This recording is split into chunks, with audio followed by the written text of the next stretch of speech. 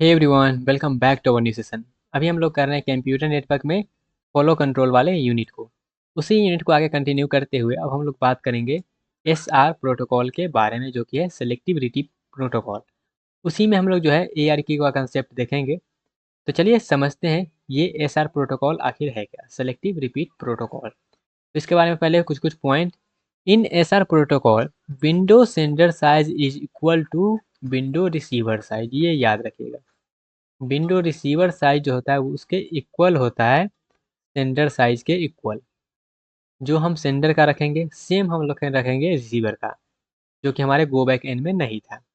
SR protocol use independent acknowledge, मतलब सबका सब एक्नॉलेज आएगा ही। And acknowledge number define number of error free packet receive. Acknowledge मैंने ये बताएगा कि हमारे पास जो है इतना एरर फ्री पैकेट आ चुका है। SR receive can receive out of packet, ये आउट ऑफ पैकेट को रिसीव कर सकता है, but packet are deliver to upper layer in order.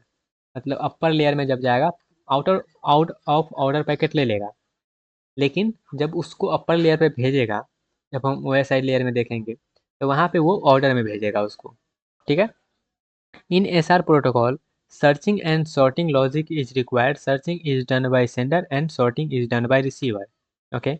Time is maintain for each and every frame in the window at sender size. तो ये सब तो already हमको पता ही होगा। जैसे कि यहाँ पे देखिएगा, विंडो साइज जो है वो 5 है, और यहाँ पे रिसीवर का भी साइज जो है वो 5 हो गया है। तो जैसे कि ये 0 भेजा, फिर 1 भेजा, फिर 2 भेजा। तो यहाँ पे क्या हो रहा है, 0 गया, 1 गया, 2 गया, 5 यहाँ पे रखे हैं तो 5 जाएगा, और यहाँ पे भी 5 आएगा। तो यहाँ से जो भेज रहे हैं सेम यहाँ पे जाके स्टोर हो रहा है। मतलब यहाँ पे 1 बाई 1 स्टोर नहीं करेगा, पूरे के पूरे विंडो को स्टोर करेगा। और जो गड़बड़ होगा उस गड़बड़ के अलावा भी आगे भी ले लेगा, लेकिन फिर से वो गड़बड़ वाला जब जाएगा तो उसको अपना जो है ऑर्डर में वो कर लेगा। ठीक है। तो ये सेम कंसेप्ट हम लोग गो बैक एन में पढ़े थे, वही सेम कंसेप्ट यहाँ पे अप्लाई हो रहा है। वहाँ पर भी हम पढ़े थे अवेलेबल सीक्वेंस नंबर जो है window sender size plus receiver size less than equals to available sequence number. तो यहाँ पर भी वो फार्मूला अप्लाई होता है। अगर ऐसा हो गया तो डुप्लीकेट पैकेट जो है वो नहीं जाएगा, लेकिन ऐसा अगर नहीं हुआ तो डुप्लीकेट पैकेट को क्या करेगा, वो अलाउ कर लेगा। और ये हमारा इंडिपेंडेंट एक्नॉलेजमेंट को क्या करता है, सपोर्ट करता है। तो हर एक का हर एक एक्नॉलेज आएगा ही आएगा। ओके। ये चीज़ आप ध्यान रखिएगा। यहाँ पे डुप्लीकेट पैकेट हमारा जो है वो अगर होता है तो हम क्या करना पड़ेगा, सीक्वेंस नंबर को इंक्रीज करना पड़ेगा, जो कि ऑलरेडी हमको पढ़े हैं गो बैक एंड में। जैसे कि यहाँ पे मान लेते हैं दोनों का 4 4 है, तो यहाँ पे हम 8 देंगे तो सही रहेगा। यहाँ पे हम 5 3 दे देंगे तो हमारे पास ये भी सही रहेगा। यहाँ पे 3 5 दे देंगे तो यहाँ पे कोई मतलब ही नहीं है कि जो रिसीवर है वो 3 भेज रहा है और सेंडर जो है वो 5 तक रख सकता है। जब 3 ही भेज रहा है तो 5 कैसे रख लेगा। ओके। तो ये रखने का कोई मतलब है नहीं। हमको जो है वो सेंडर का थोड़ा सा ज़्यादा ही रहेगा तो चलेगा, लेकिन कम नहीं होना चाहिए। ओके। क्लियर हुआ। जैसे कि ये आप देख सकते हैं यहाँ पर कोई भी डुप्लीकेट पैकेट अलाउ नहीं है, क्योंकि यहाँ पे हमारा जो है ये 4 4 है, और हमने यहाँ पे सीक्वेंस नंबर को भी 8 लिया है। तो यहाँ पे कोई भी डुप्लीकेट पैकेट जो है वो नहीं आएगा। डुप्लीकेट पैकेट को डिस्कार्ड कर दिया जाएगा, उसको पता चल जाएगा कि ये सब पैकेट जो है वो डुप्लीकेट है। जैसे कि यहाँ पे देखिएगा एक्नॉलेज नंबर 0 1 2 3 ये बता रहा है क्या, कि हमको ये सब पैकेट जो है अच्छे से मिल गया है, और आप जो है अगला भेजो। ठीक है। लेकिन फिर से हम क्या कर रहे हैं, वही भेज रहे हैं। जब फिर से भेज रहे हैं तो वो जो है रिट्रांसमिट हो गया है पैकेट को। जब वो गया तो हमको यहाँ पे क्या करेगा, सब डिस्कार्ड कर देगा, क्योंकि यहाँ पे तो एक्नॉलेज पहले भेज ही दिया है। तो उसको भेज ही दिया है तो पता होगा फिर से यही वही आ रहा है, तो इसका कहीं ना कहीं कुछ ना कुछ गड़बड़ है। ओके। जैसे कि वही सेम चीज़ है। तो इसको अगर जनरलाइज कर दे तो सीक्वेंस नंबर अगर के बिट का है तो विंडो का सेंटर साइज जो है 2 के पावर k-1 होना चाहिए। रिसीवर का भी जो है 2 के पावर k-1 होना चाहिए। ठीक है, ये मिनिमम है। जैसे यहाँ पर अगर हम बात कर लें मिनिमम सीक्वेंस नंबर कितना चाहिए, तो ये हमारे पास 2n चाहिए। ओके। समझ में आया, मज़ा आया। जैसे यहाँ पे भी देख सकते हैं कि विंडो का साइज और रिसीवर का साइज ये ज़्यादा रहेगा तो चलेगा, लेकिन ये कम नहीं होना चाहिए। कम रहेगा तो कोई उसका मीनिंग ही नहीं बन जाता है कि हम कम लेके जो है घूम रहे हैं। ठीक है। अब यहाँ पे कुछ क्वेश्चन देखिएगा जो कि आपके कंसेप्ट को थोड़ा सा और अच्छा कर देगा। जैसे ट्रांसमिशन डिले दिया गया, प्रोपेगेशन डिले दिया गया है, क्यूइंग डिले दिया गया है, प्रोसेसिंग डिले दिया गया है, एक्नॉलेज का ट्रांसमिशन डिले दिया गया है, विंडो का साइज दिया गया है, और एन का वैल्यू यहाँ पे पूछ रहा है क्या होगा। तो मैक्सिमम विंडो साइज क्या होता है, 1+2a हमको चाहिए होता है। तो ए कैसे निकलता है, ए निकलता है हमारे पास इसको और उसको डिवाइड करके, तो डिवाइड कर देंगे तो हमारे पास पैक जो है 50 पैकेट है। जब 50 पैकेट है और तो हमको यहाँ पे कैसे निकालेंगे, 50 पैकेट है तो हम कुछ इस तरह से इसको सॉल्व करेंगे। चलिए इसको सॉल्व कर लेते हैं। ओके, इसको सॉल्व कर लें। चलिए सॉल्व कर लेते हैं। इसको हम लोग जो है ना नेक्स्ट यहाँ पे चिपका देंगे तो ज़्यादा सही रहेगा। ओके, सोल्यूशन को यहाँ पे चिपका देते हैं। थोड़ा सा जूम कर लेते हैं। ओके, जैसे कि देखिएगा यहाँ पे हमको 1 से लेकर 50 तक भेजना है। सीक्वेंस नंबर हमको कितना चाहिए, 50 चाहिए होगा, जो कि 0 से 49 तक होगा। तो यहाँ पे जब हम भेजेंगे, हमको जब भेजना है तो ठीक है, भेजना तो है ही तो भेजेंगे। तो यहाँ से हम क्या करेंगे, 0 से मतलब एक बार में 25 भेजेंगे। तो 25 जब भेजें तो यहाँ पे गया, और ये जो है आगे हम बढ़े तो यहाँ से यहाँ तक गया, यहाँ से यहाँ तक वेटिंग वेटिंग टाइम कितना करेगा, 25 सेकेंड तक क्या करेगा, वेट करेगा अगला के लिए, क्योंकि एक्नॉलेज आ जाएगा तब ना जाएगा। तो यहाँ पे इसका एफिशिएंसी क्या हो जाता है, 1/2 50% इफिशियंसी हो जाता है। ठीक है, क्योंकि 0 से देखिए, 0 से वो जो है 24 तक भेज दिया है, 24 तक भेज दिया जो है, और यहाँ पे डिले कितना है, ये डिले है 24.5 सेकेंड। तो 24.5 सेकेंड तक जो है वो वेट करते रहेगा, क्योंकि सब जाएगा फिर उसका एक्नॉलेज आएगा। तो वो नॉलेज आने तक जो उसको वेट करना पड़ जाएगा। ठीक है, ये कौन सा एक्स्ट्रा पेज है क्या ये, ओके एक्स्ट्रा है तो इसको हटा देते हैं यहाँ से। ओके, तो इफिशियंसी हम निकाल लेंगे तो हमारा जो है 50% इफिशियंसी आ जाएगा। तो इफिशियंसी का वैल्यू क्या हो जाएगा, यहाँ पे 50% हो जाएगा। इफिशियंसी सिंपल सा होता है, useful time divide by total time. अब यहाँ पे यूजफुल टाइम क्या हो जाएगा, यहाँ पे यूजफुल टाइम हो जाएगा हमारे पास विंडो का size into TD।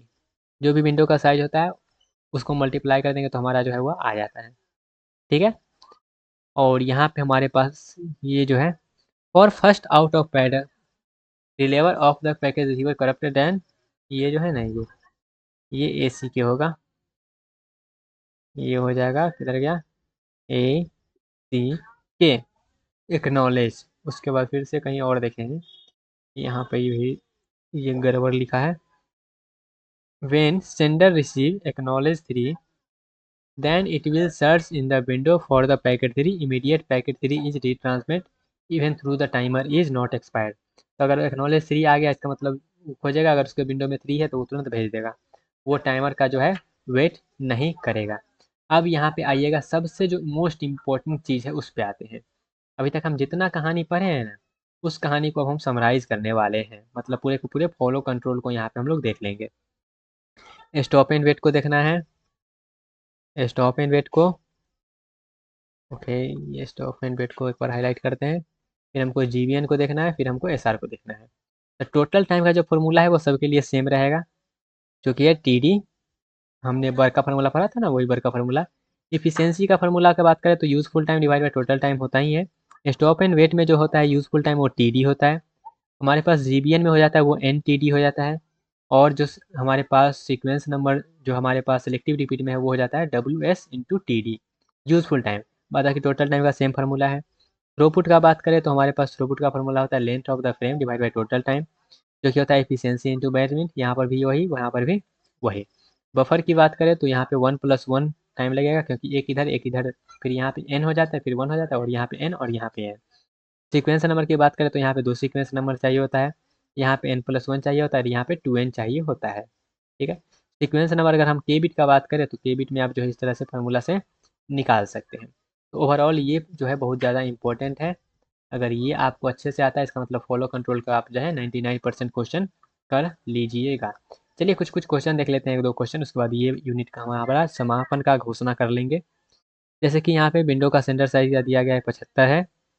What will the sequence number required go back N and SR, SR में कितना चाहिए होगा और गो बैक एन में कितना चाहिए होगा, अगर हमारे पास विंडो का साइज जो है सेंटर वाला वो 75 है। ओके, तो यहाँ पे हम पढ़े हैं कि अगर हमारे पास सेंडर का विंडो साइज अगर n है तो मिनिमम सीक्वेंस नंबर कितना चाहिए होगा GVN में, तो GVN में चाहिए होगा n+1, और हमारे पास जो है SR में चाहिए होगा 2n। तो हमको ये 76 कर दीजिए और यहाँ पे 2 से मल्टीप्लाई कर दीजिए, सिंपल सा चीज़ है। नेक्स्ट क्वेश्चन देखते हैं। सपोज स्लाइडिंग विंडो ARQ का हम लोग यूज़ कर रहे हैं फॉलो कंट्रोल के लिए, and optional window size for maximum utilisation link is 5 है दिया गया। Stop and wait ARQ use instead of sliding window, then link utilisation %। मतलब हम लोग क्या कर रहे हैं, जो स्लाइडिंग विंडो की जगह पर हम लोग जो है स्टेप एंड वेट का यूज़ कर ले रहे हैं, और यहाँ पे 5 दिया गया है जो है विंडो का सेंटर साइज है, तो यहाँ पे एफिशिएंसी क्या हो जाएगा, तो स्लाइडिंग का एफिशिएंसी यहाँ पे जो है, यहाँ पे अगर हमारे पास एन दिया गया तो हम कैसे निकालेंगे, सिंपल सा इसको निकाल लीजिए। जैसे कि स्लाइडिंग विंडो का क्या था, N into stop and wait, क्योंकि वो एन से मल्टीप्लाई हो जा रहा था, स्टॉप एंड वेट में हमारा 1 हुआ करता था, यहाँ पे एन हो गया है, तो ये एन हम लिख सकते हैं ये रिलेशन। जब ये रिलेशन लिख देंगे तो हम इसको जो है स्टॉप एंड वेट का निकालना है तो हम डिवाइड कर सकते हैं, और यहाँ पे दिया गया है 5, उसको हम डिवाइड करेंगे तो 20% जो हमारा है वो एफिशिएंसी आ जाएगा। तो ये वाला रिलेशन आपको पता होना चाहिए। एफिशिएंसी अगर हम स्लाइडिंग विंडो का निकालना है तो वो हो जाएगा equals to N into efficiency of stop and wait. Stop and wait में अगर हम एन से मल्टीप्लाई करेंगे तब जाके वो उसको इक्वल होगा, तो यहाँ से डायरेक्ट डिवाइड कर दीजिए, एन का वैल्यू दिया गया, आपके पास एफिशिएंसी निकल के आ जाएगा। ओके, तो गाइज ये रहा पूरा का पूरा फॉलो कंट्रोल। आई होप आपको ये पूरा का पूरा फॉलो कंट्रोल समझ में आया होगा। सेमेस्टर के लिए जितना ज़रूरत है उतना हमने यहाँ पे कवर कर लिया है, और यहाँ पे गेट के लिए जो ज़रूरी है उतना पूरा को कवर नहीं किए हैं, लेकिन हम जो है कुछ कुछ पोर्शन को, कुछ कुछ फार्मूला को देख लिए हैं, जिससे आपको आइडिया लग जाए कि हाँ ये सब चीज़ गेट के क्वेश्चन को करने के लिए ज़रूरत है। लेकिन सेमेस्टर के लिए उतना ज़रूरी नहीं है जितना हम आपको बताए हैं। सेमेस्टर के लिए बस कंसेप्ट ज़रूरी है, बस फार्मूला वार्मूला से फिर सेमेस्टर में बहुत कम क्वेश्चन आते हैं, लेकिन कंसेप्ट जो हम बताए हैं स्टॉप एंड वेट का, स्लाइडिंग विंडो में दोनों का हम जो बताए हैं वो इम्पोर्टेंट है, और डिफरेंस वगैरह आप थोड़ा सा ध्यान रखेंगे। ओके, तो ये रहा पूरा का पूरा फॉलो कंट्रोल। आई होप आपको समझ में आया होगा। लेकिन कोई भी डाउट रह जाता है तो कमेंट सेक्शन में बोल सकते हैं। गेट का क्वेश्चन आप सॉल्व कर लीजिएगा, जो भी प्रैक्टिस वाला क्वेश्चन होगा ना वो गेट के क्वेश्चन से ही हम लोग करेंगे। तो गेट का जो भी हम लोग सोल्यूशन करेंगे PYQ का, उसको आप जरूर देखिएगा, उससे आपका प्रैक्टिस हो जाएगा। ओके, मिलते हैं आज अपने अगले यूनिट के साथ, तब तक के लिए bye bye, take care and all the best.